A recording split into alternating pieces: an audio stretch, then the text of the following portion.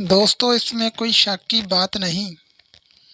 हमारे cell phone ने पूरी दुनिया से हमारा रिश्ता जोड़ दिया है।